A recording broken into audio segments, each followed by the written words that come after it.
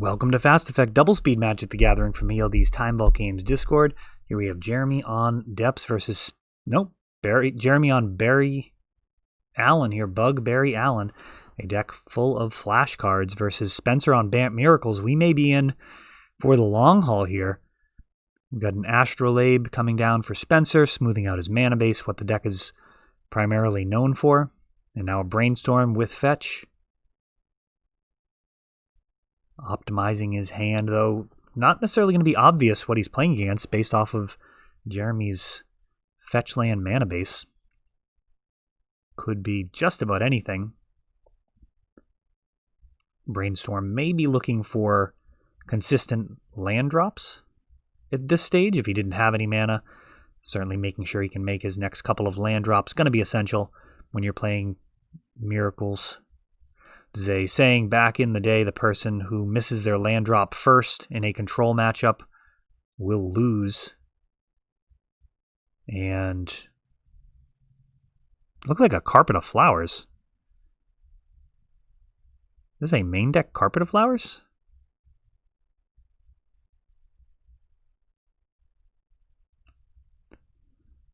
Ice Fang Codal flashed in. I'm wondering if this is game 2.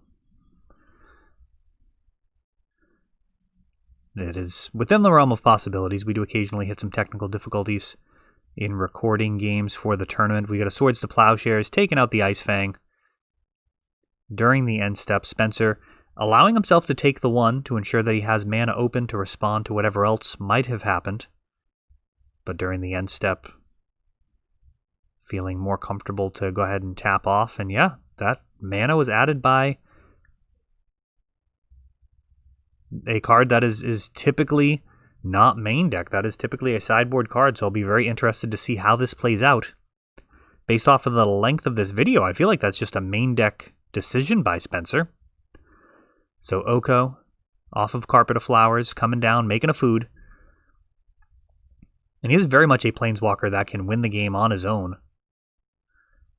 Brazen Borrower just being flashed in. Going after that Oko. But this race will not be won by a Brazen Borrower. Spencer can... Well, Swords to Plowshares is an easy answer. He doesn't really need to expend those resources. Just upticking Oko is enough to get him outside of the range, and now he does swing with the Elk. Given Jeremy's deck, this might be a little risky if he didn't have the swords. I guess when you have the swords, you just might as well.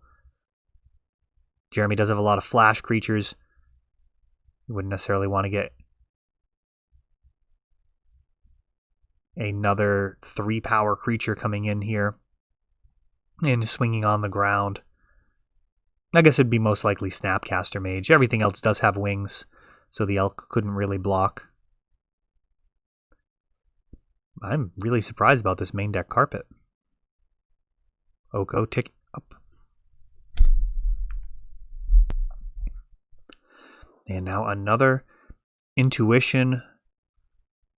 This one now Force Negation, so we had a first time Flusterstorm stopping it, and now Intuition may be resolving as Force of Negation gets Force of Willed.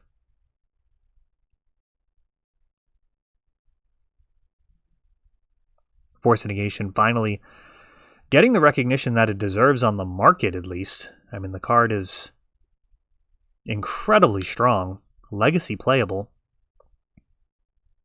While not better than Force of Will, it certainly serves a valuable role in kind of Force of Will's 5, maybe 6. And Euro's going to come in. And Oko's actually kind of a decent answer to Euro as well. Granted, he can just keep coming back. But this Oko situation is getting out of hand. Elks everywhere. Mystic Sanctuary is going to be able to put either a counter or Swords to Plowshares back on top of the library. And I didn't actually catch what it was.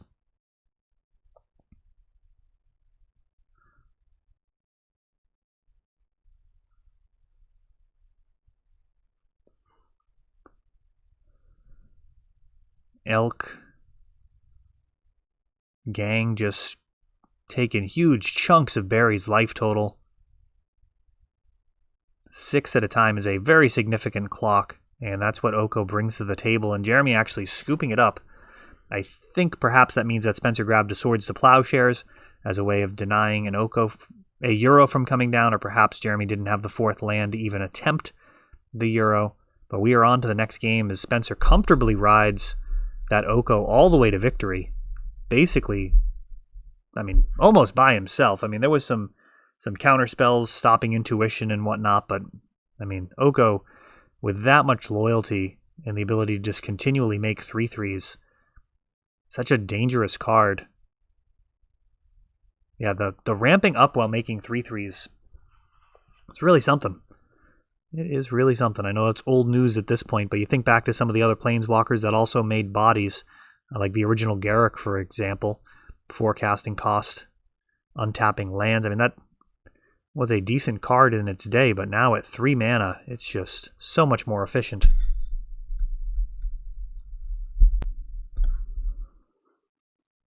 So Jeremy will have the play here.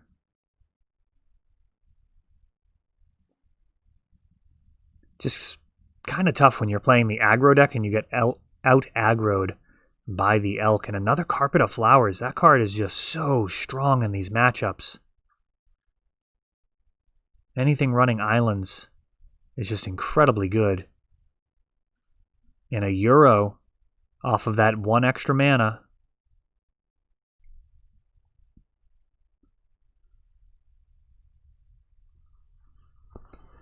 I wonder if I should main deck that in Australian Highlander. Just played that format for the first time. Very fun format. 7-point Highlander. But mana acceleration makes it feel so different than Vintage. It's kind of in between the Vintage and Legacy power levels. You just don't have all of the moxes. But Carpet of Flowers might be worth playing. You get to play Deathrite over there, which is fun. Astrolabe for Spencer, and Carpet of Flowers means he's just not going to have any mana problems here. And as Jeremy commits his mana to the board in the form of dual lands or basics, that's just going to get better and better for Spencer right now. Jeremy trying to hold things off with fetch lands, but not going to be able to do that indefinitely.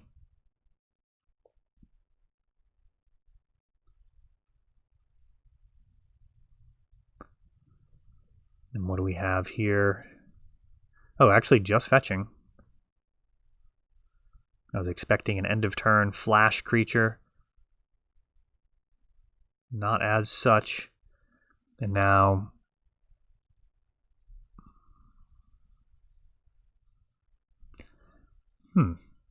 someone might need to tell me what this card is. A gold Izzet card. We got a Hushbringer in response. Brainstorm, Force a Negation. Boy, if this Hushbringer actually sticks, this Brainstorm is going to be devastating. Jeremy's going to end up getting 3 treasures. Oh, he's got a double swords, though. Oh, and that Force of Will pitching Brainstorm. What a stack. Spencer's got the double swords. Oh, and he's going to Brainstorm, meaning he puts 2 cards from his hand back on top of the library. Draw 0, put 2 back. Absolute carnage here as Jeremy kind of gets those flash creatures to just be absolutely phenomenal. If you were wondering what other instant speed creatures there were, we've seen Brazen Borrower, we've seen Hushbringer, I'm sure Snapcaster's in there as well. Hence the name. Now Brazen Borrower. Looking to set up a clock. And oh, is it Static Caster? That's what I was thinking. I just don't remember that card having flash.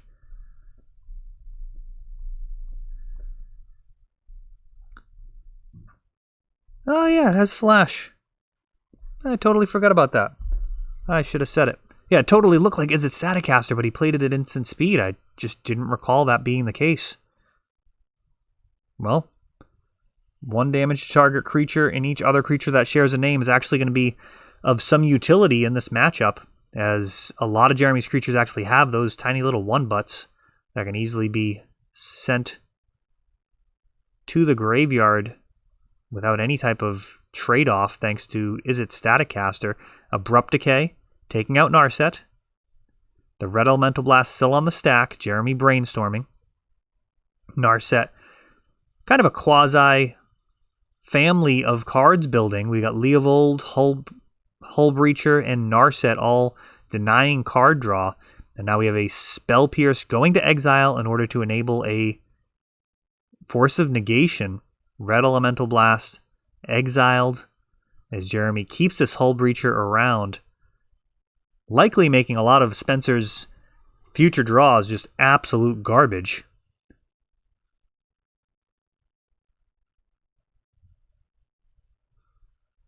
Those treasures actually a useful part of Jeremy's mana base, I think. Doesn't really have much else going on. Swords to Plowshares, does it finally take out this Hull Breacher? And it does. And now Spencer can get on with the card drawing. Ponder digs for him. Ponder, one of the few cards that you can actually cast under a Leovold or a Narset without it being just like a total bloodbath. Obviously, you don't want to cast it into Hull Breacher.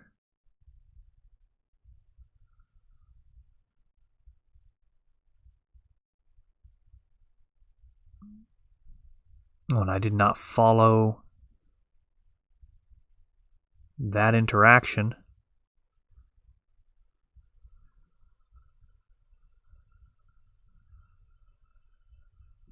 Looks like we've got a Euro escaping.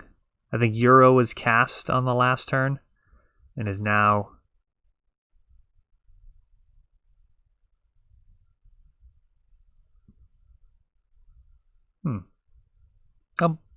if you can shed any light on it in the comments, we'll take it. We do these in one tape. Don't always get everything perfect. Or rarely do, I suppose. Snapcaster flashing back Brainstorm, who will not be long for this world, as he is also killed by Izzet Static Caster. And an Intuition during the end step. Meets a Force of Negation. As Spencer playing off the top.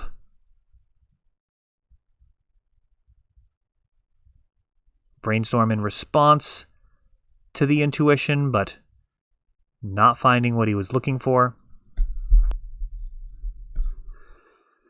And Snapcaster, Brainstorm. Jeremy trying to dig back in. Now Euro's going to show up. At least he's going to be big enough to withstand this Izzet Static Caster. And he creates some inevitability too.